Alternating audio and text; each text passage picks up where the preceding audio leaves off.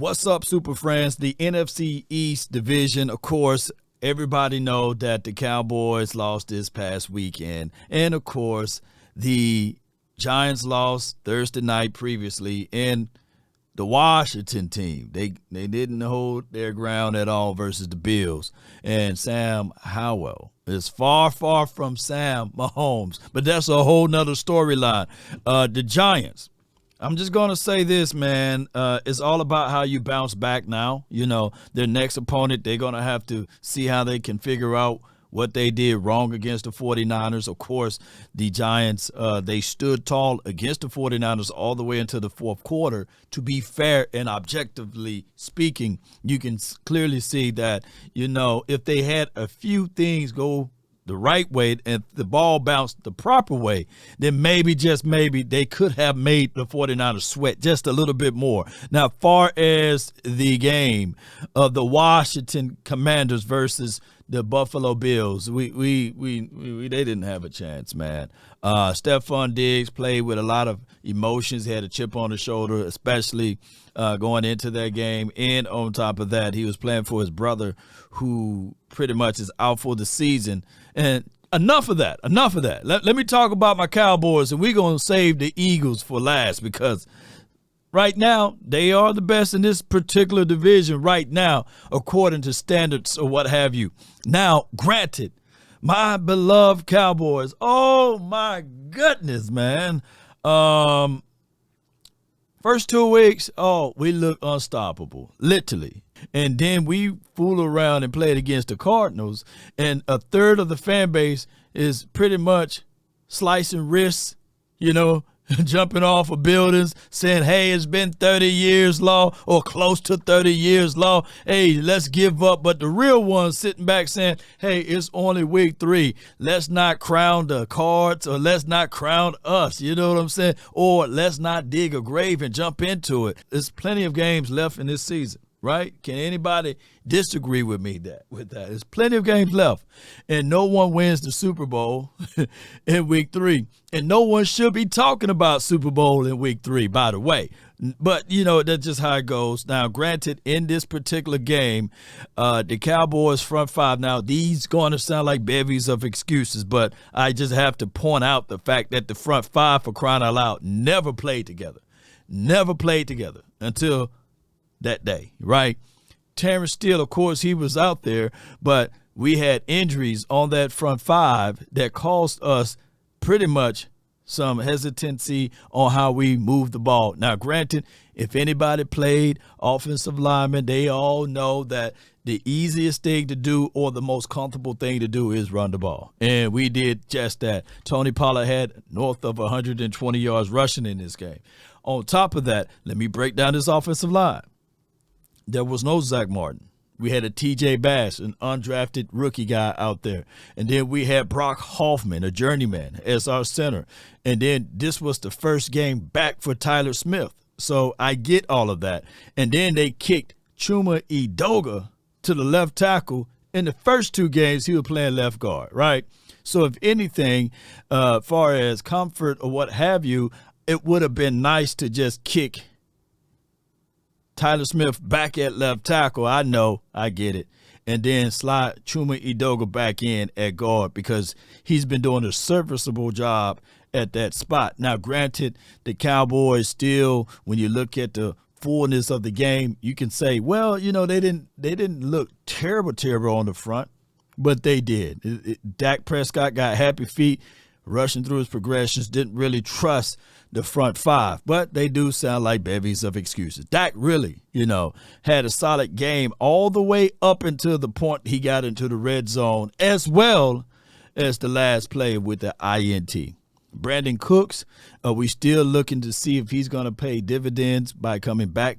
You know, this was his first game back from that knee, and he didn't look explosive as he should.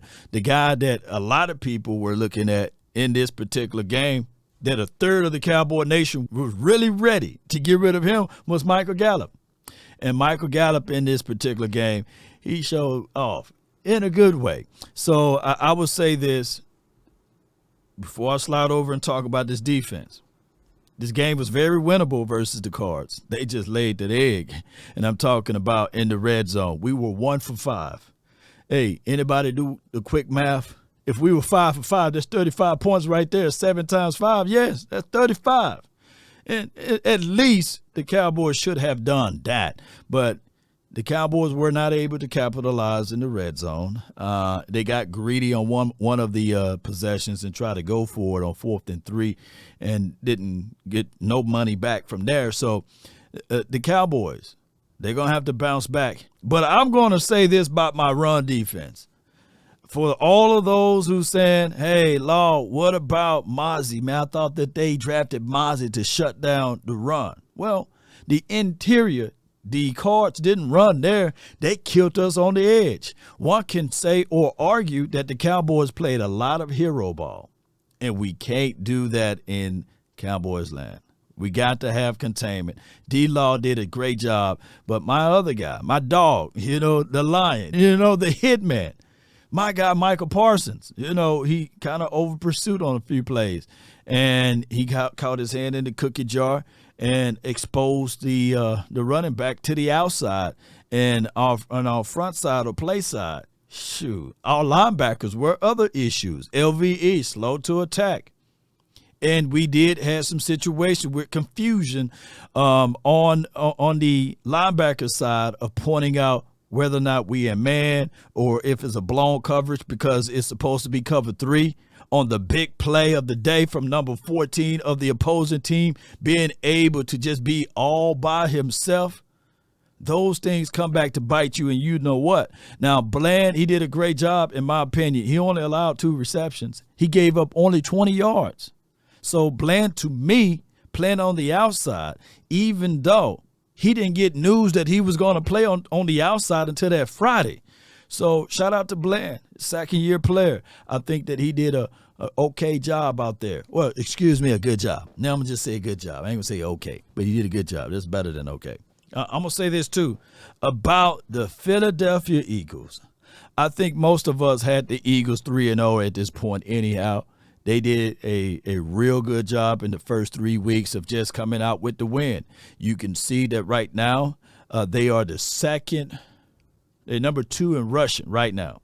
Nobody runs the ball better than the Eagles outside of Miami.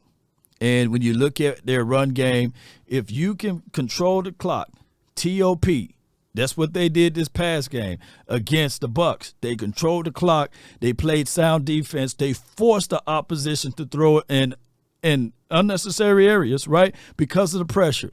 Shout out to the Georgia Bulldog boys. They got those guys flying, getting upfield, making tackles for loss or what have you, and forcing the quarterback to throw ill-advised throws or what have you. Nolan Smith was able to get a sighting in this game, and he did a great job in that. And the whole ideal, if you ever hear other people talk about the 1-yard touchdowns from Jalen Hurts or the play where they get the first down, I think that that's brilliant. I'm not finna call it rugby football. Football is a contact sport. It's a brutal sport. So if they are able to get that, then stop them before they get to the 1-yard line.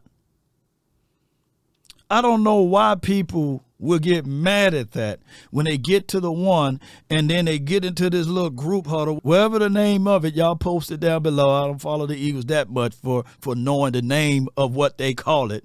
But what I can say here is that if you want to get mad and angry and upset about it, stop them before they even get to the 1.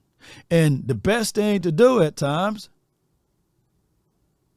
is to just do it yourself, but beat them at their own game and stop them from getting to the 1. That's my thoughts on that. Jalen Hurts, he threw, 2 interceptions? I think he got 3 or 4 interceptions for the season.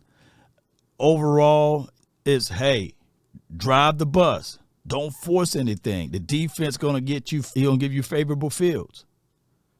The Eagles, the tough part of their schedule is on the latter end of the schedule.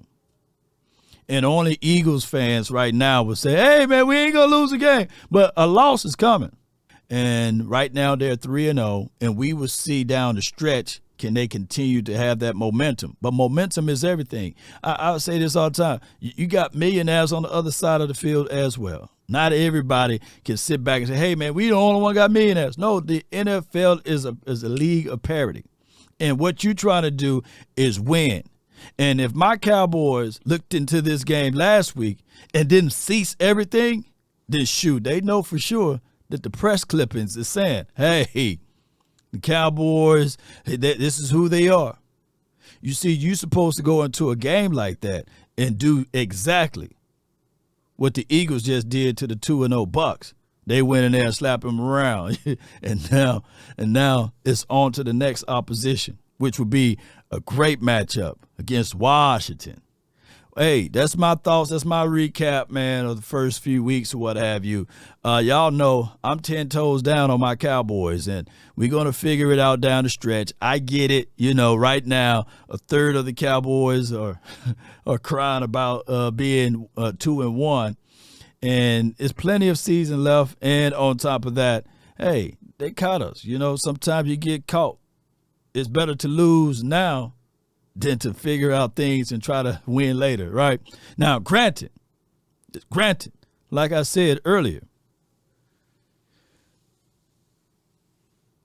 sometimes it is good to win those tight games, but right now the reality is we didn't get a chance to do that. So we got that loss off, and let's go.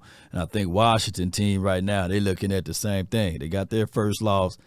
Now they got this thing saying, they're going to bring everything, including the kitchen sink, versus the Eagles next week. That's my thoughts on that, man. The Giants, man, hey, man, y'all going to have to figure that out on the other end down the stretch, too. DC for life, not for short. This is the Super Friends show. Let's go. Salute.